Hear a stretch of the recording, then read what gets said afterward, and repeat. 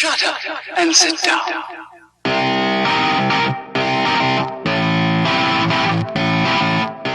Good morning, good afternoon, and good evening, guys. Welcome to chrisIsTalkin, and this is my review for Marvel's Doctor Strange.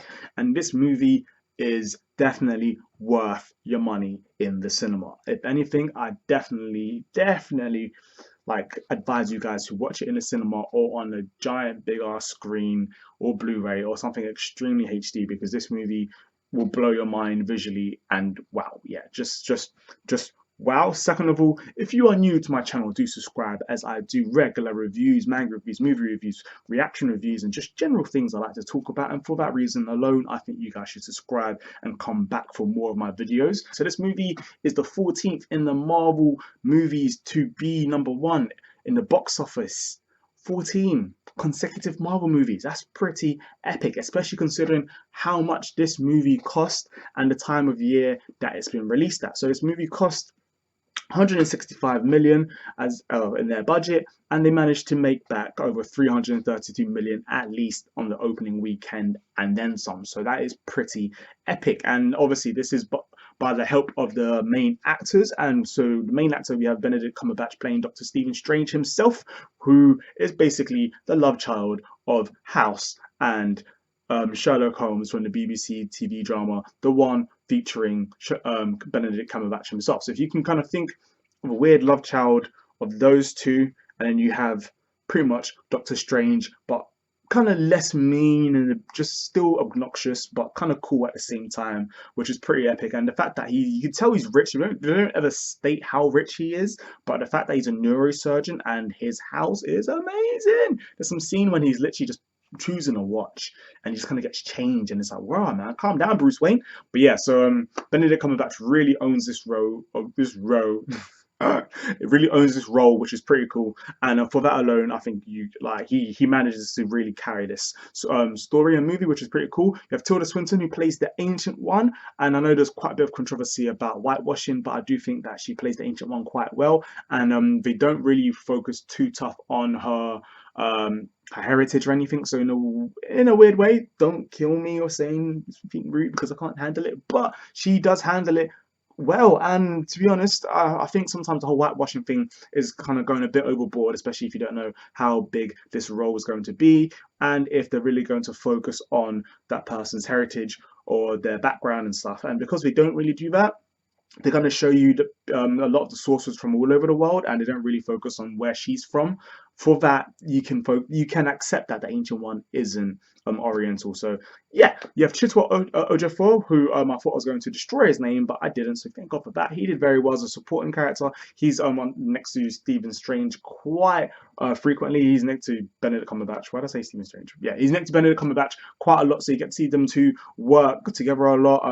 The dialogues are pretty cool together, and they bounce off of each other throughout the movie, and I think that's pretty cool. And I liked where the characters go, especially with the characterization between the two, especially Chiwetel Ejiofor's character. I don't want to give anything away, but yeah, it's a pretty interesting character. I also like Rachel McAdams in this movie. I think she did very well. I like the fact that she pretty much plays Benedict Cumberbatch's love interest, but not in a way where it's shoved down your throat. And for that, you can just appreciate their more real romance in this movie. So it's like you don't need to see them kissing and all these make-out sessions and stuff, but you can tell by how they react with each other, the chemistry that they have on set, that in the movie they are really close and that there's a bit more to them. So for that, I think they managed to give us a love interest without showing us too much love interest in the movie. So yeah, well done for that. I like that. I think that they did it well. Yeah, pretty much.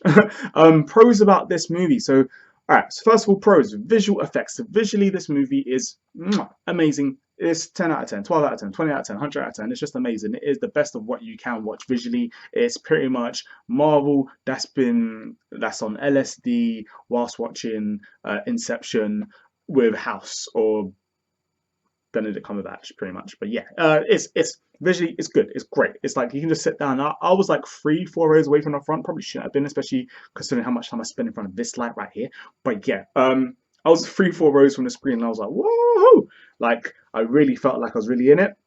I watched it 2D, not which I personally didn't feel like it didn't make any difference personally because 3D movies don't work too tough on me. So yeah, the 2D-ness was enough for myself. Obviously, if you guys have seen it in 3D, let me know what you guys thought and whether I should rewatch it in 3D. But what I can say is I can't wait for this to come out on Blu-ray so I can go to my best friend's house and watch it on his huge TV because I like to do that sometimes. You know who you are.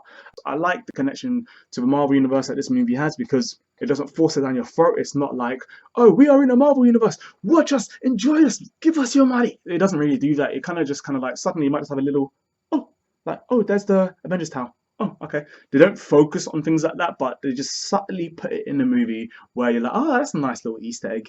And if you know about the Marvel stuff, if you know about it, you can see the connections. If you don't know about it, you'll see the connections when you watch the other movies. And also stick around for the end of credits scene. There's 2 of them. Yes, 2 of them. So stick around right to the end because I was one of the only 3 people who stuck around for the final one. Yes, one of the only 3, me being one, and it was 2 other people. So that's pretty stupid considering that the half of the cinema screen was actually full up. So yeah, a bunch of idiots.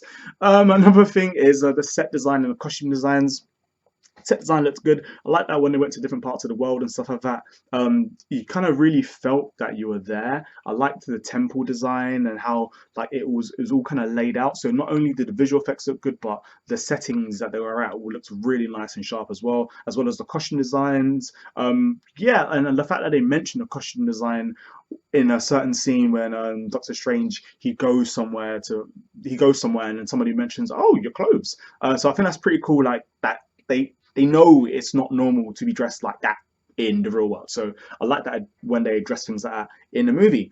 So yeah, there's a few other pros here. The plot is pretty good. It's not the strongest plot, but it's worth watching. And with all those pros right there, and the pacing was decent.